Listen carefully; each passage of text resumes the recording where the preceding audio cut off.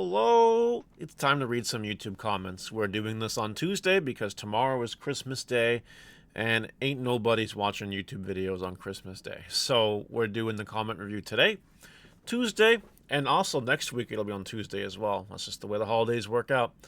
So let's look at some YouTube comments. I had two videos that generated a lot of discussion. The sales video and the Yu-Gi-Oh! Vs. Digimon video.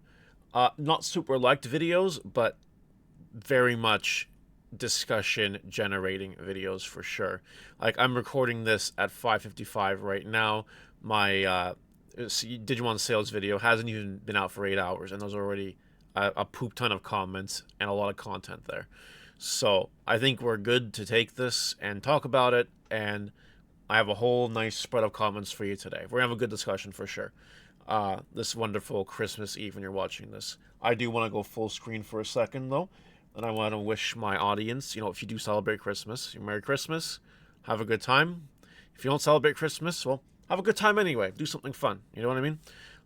I know that I will be trying to do some fun things for Christmas, so enjoy yourself. Time, holidays, relax, do what you got to do. That's what this time of the year is for, or what it's supposed to be for anyway. The next video I upload on this channel will be on Thursday, which will be the Boxing Day Digimon Marker Watch video. And I will be announcing on that video my one-day Boxing Day only sale, and it's going to be crazy. It's going to be an insane sale. Like, I never got to do my Black Friday sale because of the Canada Post strike, but man, oh man, this Boxing Day sale is going to do some things and some stuff. So you might want to be watching this video Thursday morning when I upload it. Marker Watch. Alright, like, comment, subscribe. Let's get to the reading. We'll start with the Spare Magic. To be honest, it's sitting really well if you think about it. Magic, Pokemon, Yu-Gi-Oh! Being on the top 3 is basically a given. One Piece has a super huge fan base thanks to the fan base. That seems like a oxymoron. Lorcana has all the old geezer hype going around thanks to the Disney IP. There's one being above CG, like Flesh and Blood, is kind of amazing. And then in edit, the price and artwork of OP is better. The fuck you talking about? Artwork of Digimon is far better. Most of One Piece are anime screenshots on the pricing. The decks are crazy expensive. Okay, so there's a lot here, right? I'm going to reiterate one of the messages that I had in my video because I'm not sure that people listened to the whole video. They probably watched, they probably tuned in and out. I don't know. It is good.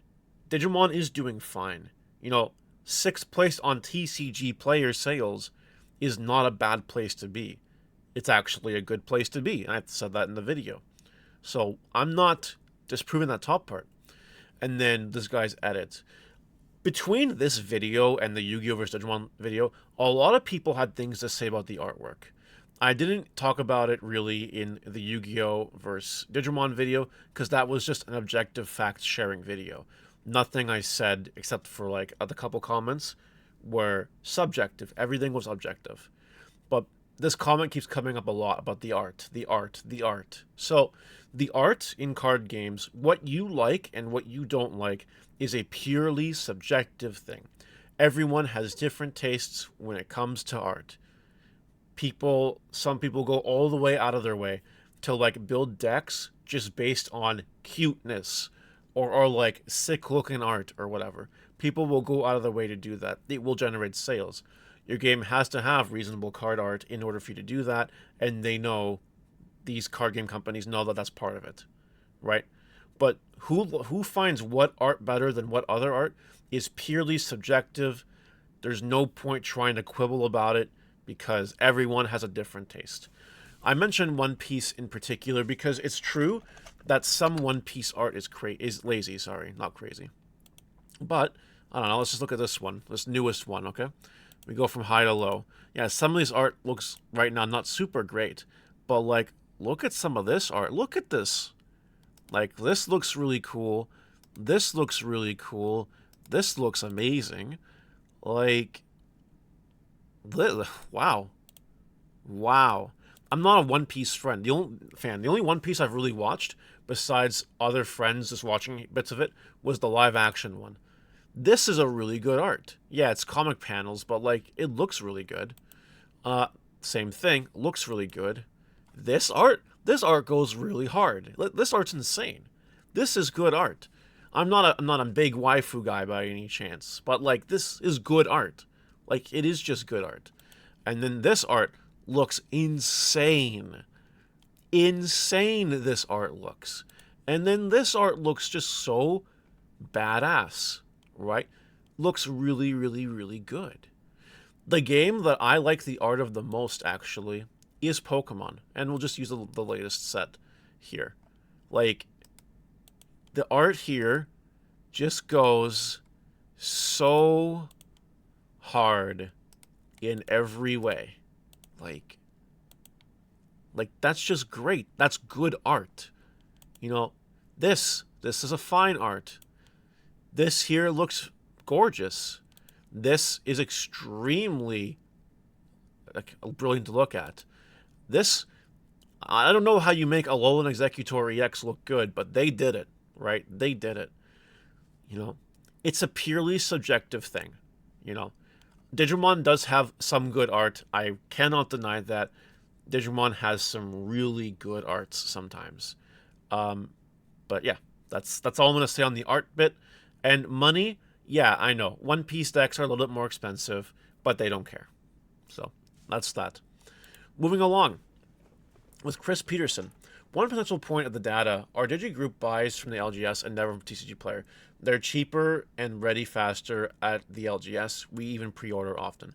Without a lot of new players, I think a lot of us are in a groove on where we go to get stuff. So this guy didn't know what a local game store was. But anyway, yeah, that's why in this video, and I rewatched my video that I uploaded just to be safe, but like, I did mention TCGplayer also was on the picture. Like, that should be obvious, but it is an important point to say that the LGSs are unaffected by that, right? They're doing their own thing. That's why we love getting the actual true numbers. Like, what is the GMV based on what Bandai is selling, period, or what Konami is selling, period, or whatever, you know what I mean? TCGplayer is not the whole picture. However, it is a good indicator of what the picture is. That's the point of the video. Next, well, that wasn't the only point of the video. There were other points too, but we'll get to those ones shortly. Relatos de la Dimension de Fer. I'm so sorry. Bandai is the worst enemy of Digimon as always. I do think that it is killing itself from the inside. Absolutely. You know, they say, right, your body's a temple, so you want to take care of it. And they're not taking care of it, in my opinion. They're doing some really good things, but they're also doing some really stinky things. But I've talked about that already in my videos this week. I'm not going to rehash. Dorgoromon. Digimon being 6 when the top 5 contenders are basically all of the largest franchises brands of all time is kind of an achievement in itself. Digimon being on Star Wars DBZ is not something I ever expected to see, even if one of those card games is brand new and the other is winding down. Since Bandai doesn't even bother to market its Digimon stuff at the time, honestly surprised it's even in the top 10. Bandai takes a page out of Yu-Gi-Oh's playbook and does more reprints and slows down how many main sets they make. It will probably encourage a healthier game and market situation. I like this comment a lot. I do. It is an achievement. I don't know why I keep going back to this. It is good that Digimon was 6th place on that list. It is a good thing. But I agree with this second bit here. You know, something I would love to see from Bandai is effectively a mega tin for Digimon. Reprint the game's best cards once a year, throw them in a product with mega packs, with sometimes they include promos in there too. That would be a really cool thing to do and a big win for the community. The closest they've really come to this was RB1. And like, you know, RB1 was, you know, a controversial product at best. But most people like the Megatins from Yu-Gi-Oh! Unless Megatins actually suck. Because Konami sometimes does things. Like the last Megatins were just awful. Terrible. So I think that, you know, if they make more product, it will obviously help with sales. Even if, you know, it's always print to order. Always print to order, whatever. It's still going to be good product. People are still going to buy it. And technically, you know, if you want an infinite money glitch, Okay, this is not an infinite money glitch, but you know where I'm going when I say this.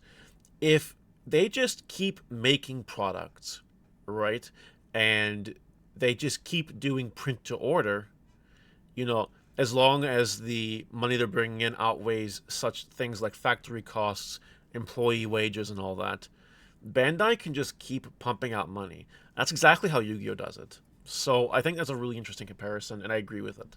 So that's nice. Tesla fanboy.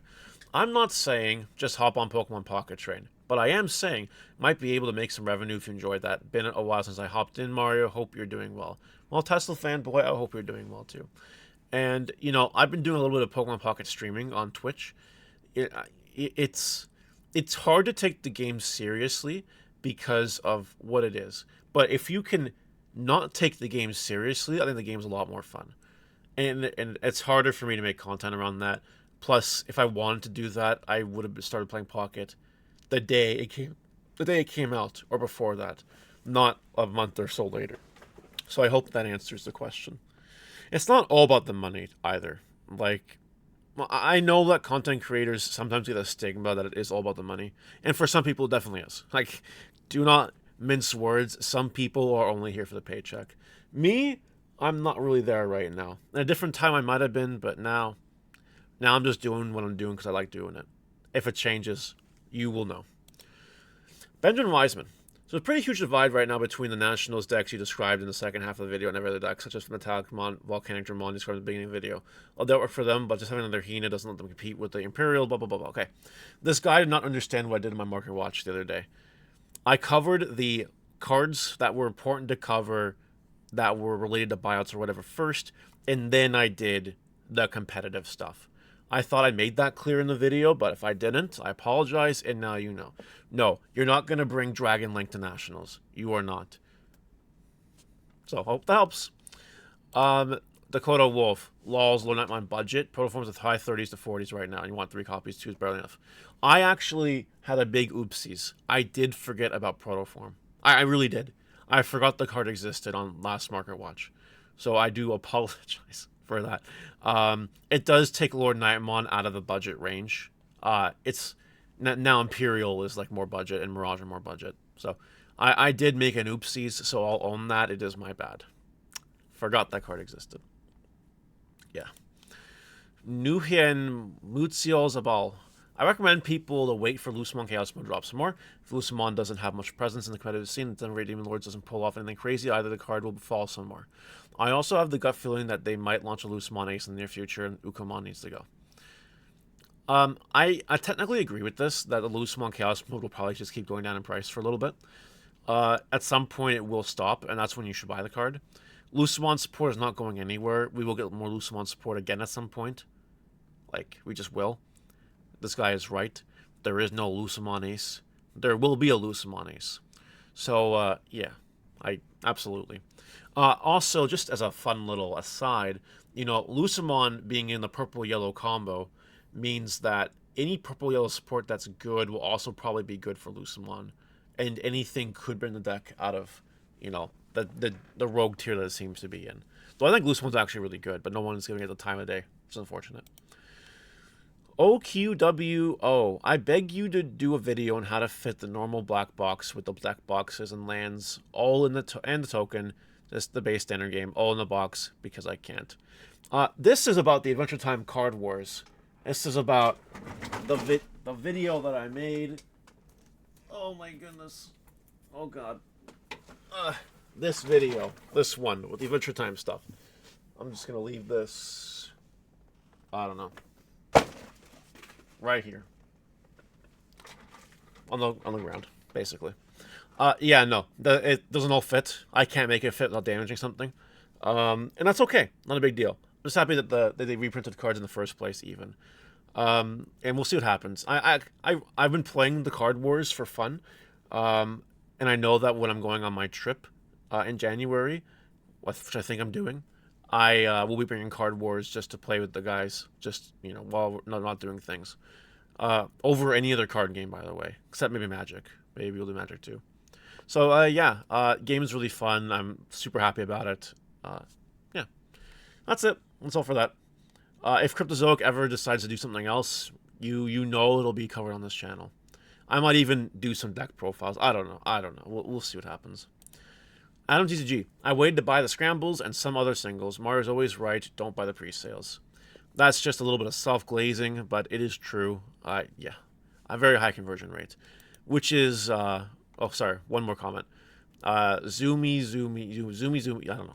You sow what you reap, Mario. It's a good quote. You sow what you reap. I did mess that up, but it's a funny meme. Now, this comment is great. From Arik Top Gun. Mario is a scam. He mentions that I told you so. If you didn't buy this, then you're at fault. You should have been watching my marker watches. Rewatches those marker watches. This card could go up if it gets support, but even then, you could get hosed. Not calling anything, Mario, you're guessing. Which is really interesting, because if I am only guessing, I've been really successful for only guessing. Like, a 99% conversion rate is insane. And me being a scam would involve me, like, selling something that is just a scam. Like the Hawktua crypto coin. That was a scam. This market watch is not a scam. You're not buying anything from me on my market watches. You're just getting friendly advice. And this guy is just dumb anyway, because he can't read between the lines. This guy doesn't know, which is okay. Not a big deal, right? If you just take the time and you listen, you'll be fine. If you want to be this guy, that's fine. Whatever. You be that guy. I'm not gonna tell this guy that, I don't even know. It's hard to justify comments like this. This guy's just an idiot, and it's as simple as that.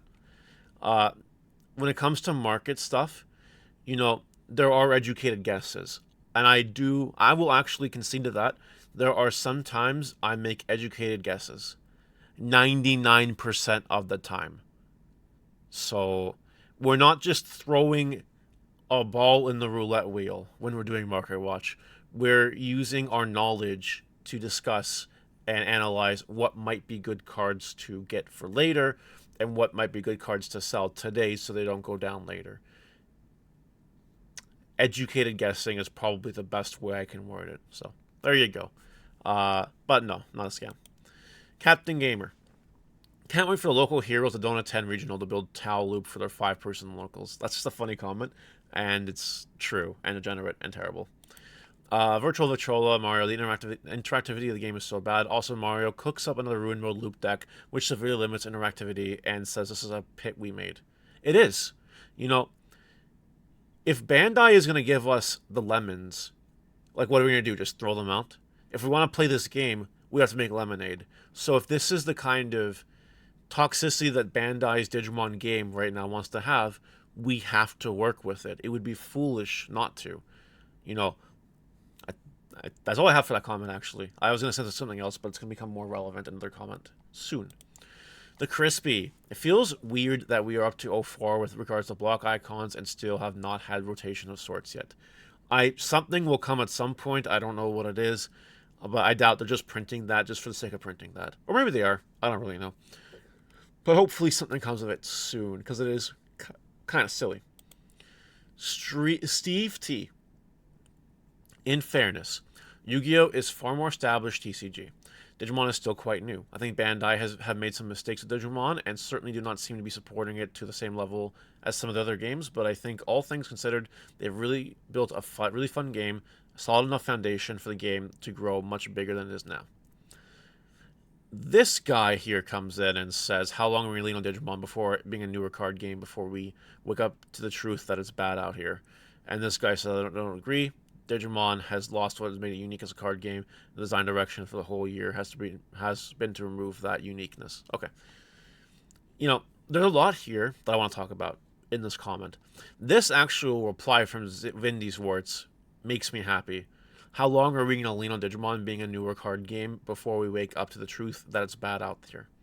Which is true. You can't use that as an excuse. One Piece is bigger and newer. Lorcana is bigger and newer, right?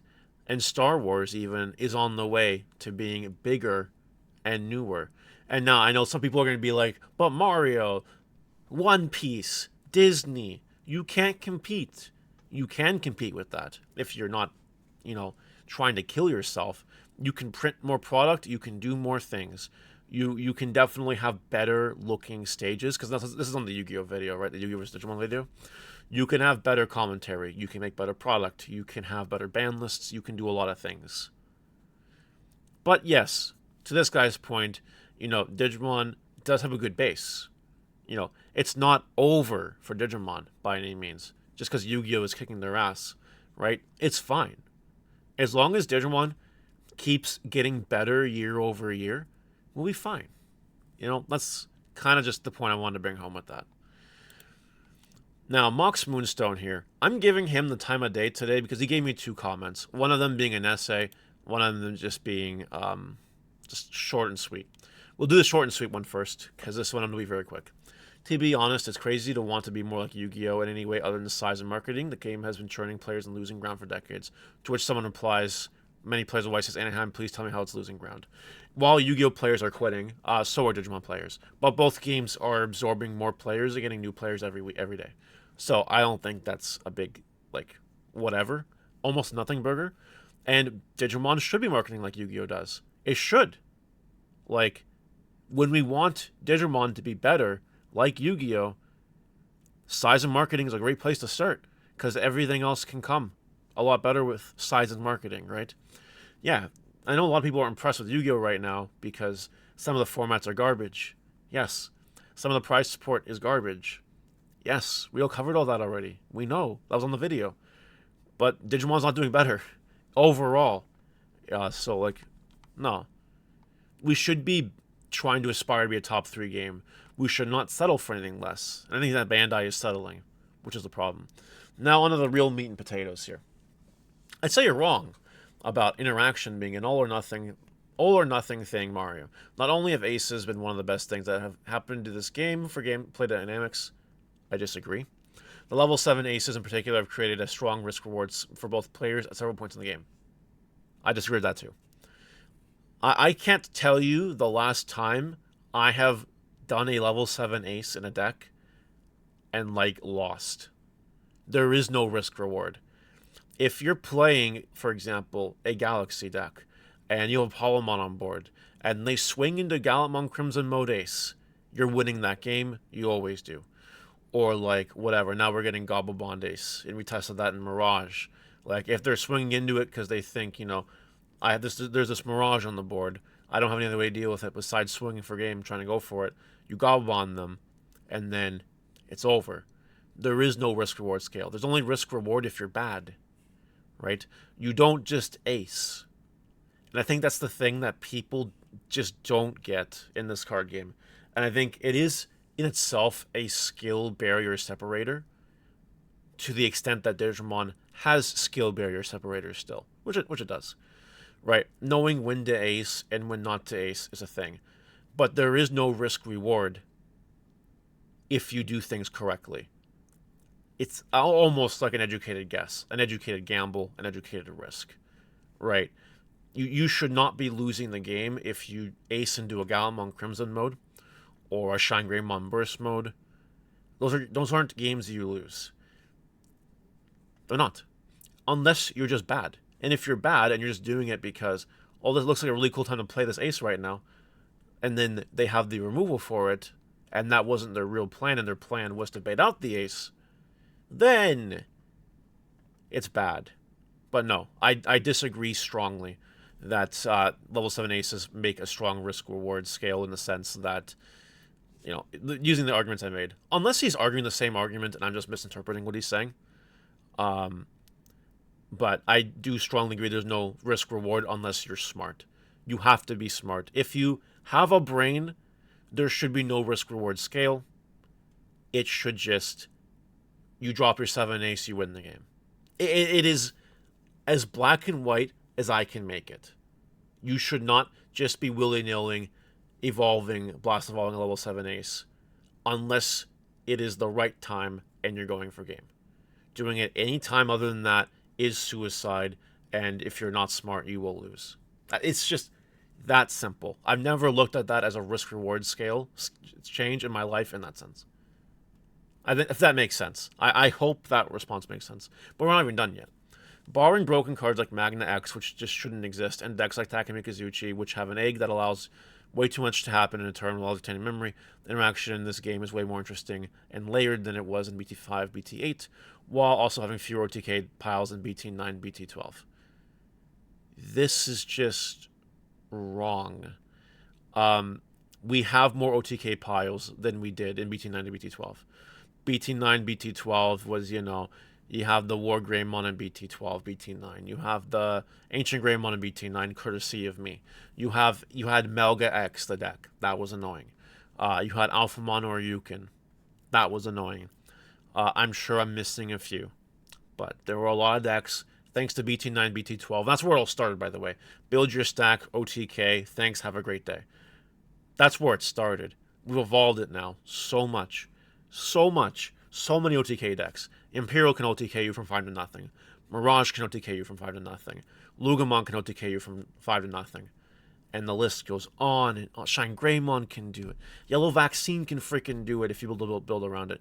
Freaking the purple hybrid deck can do it. The blue hybrid deck can 2-shot you instead of 1-shot you. That's close enough. And what I find interesting is that barring the broken examples, which Bandai just keeps printing, that's the problem. That's the issue. Bandai keeps printing the Magna X's and the Lugamon cards. They just keep printing cards that say, whatever, have fun, I don't care what you do, because I'm just going to beat you anyway. That's just how it is. I think we're missing the big point here. BT5, BT8, didn't have all these greasy, skillless OTKs. Say what you will about the Lord Nightmon Mirror. You had to resource and attrition. You had no aces. It was like playing Pokemon. No hand traps, no nothing. If you wanted interaction, you had to find a way to basically play Omnimon X Antibody BT5 to get attacks. That was your interaction, right? It wasn't supposed to be about that. It was supposed to be about, I need to find the way to build the best board possible with the cards that I have so that my opponent can't win the game. And it created a very good back and forth, back and forth, back and forth. Kind of stopped in BT7 with hybrids, but, BT8 was okay. Anyway, let's finish. To be fair, it would be cool to have a few more Binding Crush adjacent effects to boost interaction. That's not a fault of aces, it's just a supplement. I actually do agree with this last point, though. This would be nice to have, because it would make the game more interactive. That are not just aces. But again, these are easy interactions. Like, I'm not just going to play into a Binding Crush because I feel like it. I'm either going to work around it, which I can do, or I'm just going to bait it out and then deal with it after. Like, that's just how that's supposed to go, right? You're supposed to make those skillful interactions to play around these cards. If you're not, then you're not. So I hope, Mr. Mox Moonstone, that I've answered the questions in the best way possible. I felt like I rambled for a little bit, especially at the first bit, but no. Digimon has lost a lot of what it was. It is a different game from how it was from BT1 to even BT8. There wasn't these one-stack OTK decks, I don't care what you do anymore, in those sets. With the exception of, I think, Grand Quagamon, the Green Bug, and a couple other random exceptions in there. So, hope that helps. Man, we're 29 minutes already, not even done. Holy. Impact Entertainment. Another one is we need more consistent creators for Digimon. There are not much Digimon videos besides deck profiles, where I'm usually seeing pretty much the same list. I think I've talked about this before. I'm going to say it again. We're in a place where you're not really well rewarded for making Digimon content in the current world we live in. You're either one of Bandai's guppies or you're not. And the people that are will move ahead. And the people that are not, with exceptions to the rule, depending on how well you do. Like a Vault's videos, he doesn't need to be a Bandai guppy because he's the best edited Digimon videos. Period. Like, that's his niche, right? That's just how that goes. But there's a lot of politics involved in Bandai card games with content creators. It's not a friendly ecosystem. Let me give you an example. And I hate to use politics as examples, but like it's so true. Like it really is. So you have this Trump guy who wins the presidency again, right? Um, Left wing progressive content creators originally lost a whole shit ton of subscribers and viewers when he won the election because people were just like checking out and it's fine. But these progressive content creators, these left wing content creators, actually are in touch with each other. They talk to each other. They, in a sense, kind of sort of work with each other. They boost off each other. It's a friendly environmental media ecosystem that they're trying to build because they believe their message, is that, this MAGA movement is whatever. It's not the way. So we need to get our message out there. And these content creators work together. Digimon used to be like that. I'd say in the first 2 years, Digimon content creators were on the same page. We were in Discords together, socializing together, trying to make content together. It was a really collaborative thing. Now it's not. It's just not. And Bandai isn't helping that either, right? There's no like incentive, there's no nothing. So, you're not going to see much other consistent content creation out there because what are you going to do? Like seriously, like what are you going to attempt to do? And to top it all off, this is a bit of a good point. Unification might help this because you're going to have people that are trying to do their own thing and not be Japan's sloppy seconds because that won't exist anymore. So I do think that there is going to be a plus in other unique deck profiles and other unique content. Just got to wait it out. And look, a lot of Digimon content creators, I'll say it, think I'm a dick. I am a dick. I've not denied that ever. But we do got to work together. We have to. If we don't, just cutthroat nonsense, no collaboration. It sucks. I'll work with anyone. I don't really care. I really don't care. So, leave it at that. Two more comments. Michael Velasquez. Coming from you, this is so weird. How in the world are you comparing Yu-Gi-Oh!, one of the big three TCG of all time, franchise that revolves around the TCG itself, and that the same TCG game has existed since decades, with Digimon TCG, which is newer, it's not a TCG franchise, and that it has had other TCG interaction in the past. Yu-Gi-Oh! Is even more from people that doesn't play. Wait, what? Yu-Gi-Oh! Is even know from people that doesn't play it as is just a more popular franchise overall. I don't know what you just said. Losing a subscriber with this kind of content just to grab views. I've talked about this before. I'll talk about this again. This is the kind of content I'm going to make. It's not going to be popular with some people, like this guy. You don't want to be subscribed? Don't. I'm not going to force you. Don't. This is just my channel. I make the videos that I want to make. And you can compare trading card games. You can. They're all card games. You can look to see what some card games are doing well, what some card games are not doing well, and use that to kind of formulate opinions and strategies on what other card games could do to be better. This is not so weird coming from me. This is like a day in my life, which is pretty crazy. And yeah, I know Yu-Gi-Oh! Is a trading card game. Anime, I know. I know that Digimon is not a card game anime. I'm fully aware of that fact. Absolutely. But it doesn't matter. One Piece isn't either. And it's fourth. Pokemon isn't. And it's second. Like, this guy needs to stop. Like, I'm glad he's not subscribed because he doesn't have what it takes to be a Mario subscriber. And the last question from Christian Garcia. Mario, let's be real. Do you think the game will last another 10 years?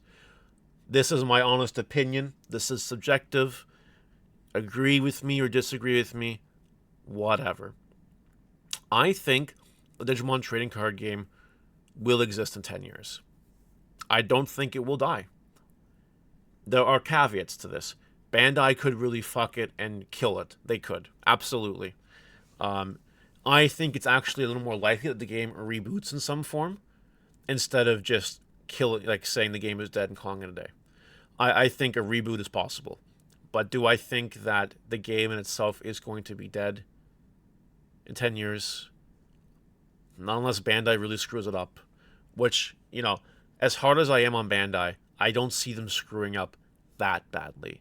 Like, 2024 was a good year for Digimon, all things considering. It was better than 2023. We gotta hope that 2025 is better than 2024. And hopefully it is, because 2025 is the 5th anniversary of the Digimon trading card game. So hopefully Bandai takes that as an opportunity to do something really cool. And that's it for today. 35 minutes of YouTube comment rating. But let me tell you, these were some really good comments. Some really good discussion was had. And I enjoyed doing this. Again, have a happy holiday season. I'll see you guys Thursday. Bye.